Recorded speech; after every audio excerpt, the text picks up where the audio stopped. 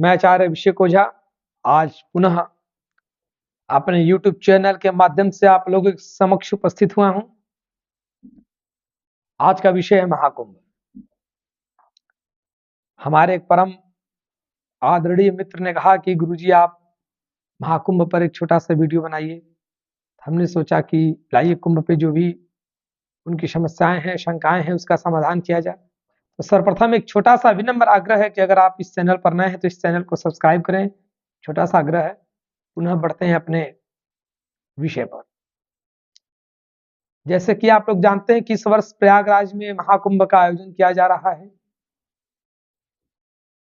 हर वर्ष कुंभ, हर 6 वर्ष में अर्धकुंभ और 12 वर्ष के उपरांत महाकुंभ का आयोजन किया जाता है। इस वर्ष 2025 में महाकुंभ का भव्य आयोजन प्रयागराज में होने जा रहा है। जैसा कि हमारे शास्त्रों में कहा गया है महाकुंभ के बारे में, और हम पूरा प्रयास करेंगे आप लोगों को ठीक वैसे ही समझाएं। सबसे पहले कि महाकुंभ मनाया क्यों जाता है, कहाँ मनाया जाता है। तो महाकुंभ के 4 स्थान निर्धारित किए गए हैं। चारों हैं प्रयागराज, उज्जैन, नासिक और हरिद्वार। इन चारों जगहों पर महाकुंभ का आयोजन किया जाता है। तो हमारे मित्र ने पूछा कि गुरुजी महाकुंभ में जो है ये इन चारों जगहों पर क्यों मनाई जाती है। अन्य भी तीर्थ स्थल है भारत में, दक्षिण भारत में है, अन्य जगहों पर है, आखिर इन्हीं चारों जगह क्यों मनाई जाती है। तो बात ऐसा है कि एक बार देवासुर संग्राम में जब देवताओं का पराजय हुआ, बार बार आग्रह किया गया कि प्रभु कुछ ऐसा उपाय करिए कि जिससे देवता लोग अमर हो जाएं। ब्रह्मा जी ने कहा कि आप लोग मंथन करिए और समुद्र से जो अमृत निकलेगा उस अमृत का पान अगर करते हैं तो देवता फिर अमर हो जाएंगे। इसीलिए समुद्र में मंथन किया गया। भगवान विष्णु कच्छप का अवतार धारण करके नीचे हुए, मंदराचल पर्वत का जो है बीच में शिखर हुआ, सर्प का रस्सी बना, एक तरफ देवता और एक तरफ असुर। मंथन हुआ, सबसे पहले हलाहल विष प्रकट हुआ। उस विष को भगवान शिव ने पान किया। धीरे धीरे सारे अमूल रत्न उस समुद्र से निकले।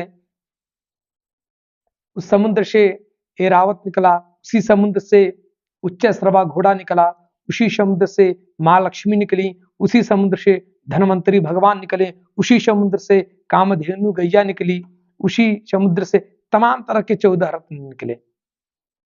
आखिरी में धनवंतरी भगवान जो है अमृत का कलश लेकर के सबसे आखिरी में प्रकट होते हैं।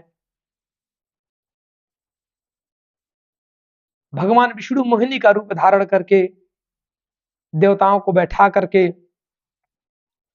अमृत का पान कराने लगे। उसमें से राहु जो था वह छिप करके अमृत का पान कर लिया। जब उसका गला काटा गया तो वही एक राहु बना, उसका धड़ जो है एक केतु बना। राहु केतु वहीं से बने हैं, अमृत का पान कर लिए थे तो अमर हो गए थे। बाद में उनको राशियों में संज्ञा दी गई, वो एक अलग विषय होता है। तो समुद्र में जो अमृत कलश निकला उसको लेकर के आने जाने में छीना झट्टी में जो 4 बूंदें अमृत की गिरी थी वह इन्हीं चारों तीर्थ स्थल पर गिरी थी। इन्हीं चारों तीर्थ स्थल पर गिरने के कारण हर जो है 12 वर्ष में महाकुंभ मनाया जाता है।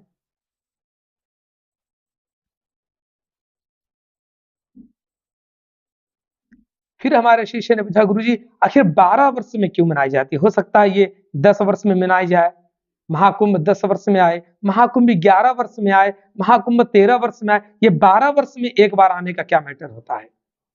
तो बृहस्पति का जो चक्र होता है राशि पे वह संपूर्ण 12 वर्ष में एक बार पूरा होता है, इसलिए 12 वर्ष में ही महाकुंभ का आयोजन किया जाता है।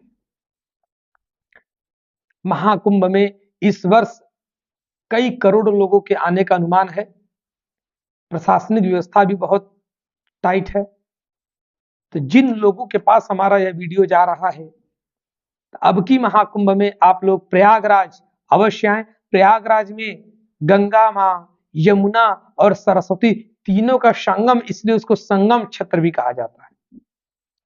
और धर्मशास्त्रों में कहा गया है कि संगम में अगर महाकुंभ का स्नान करते हैं, उस व्यक्ति का पुनरपि जननम पुनरपि मरणम पुनरपि जननी जठरे शयनम, न उस व्यक्ति का पुनर्जन्म होता है, न फिर मृत्यु होती है, न माता के गर्भ में आना पड़ता है। इसका मतलब है कि उस व्यक्ति को मोक्ष की प्राप्ति होती है।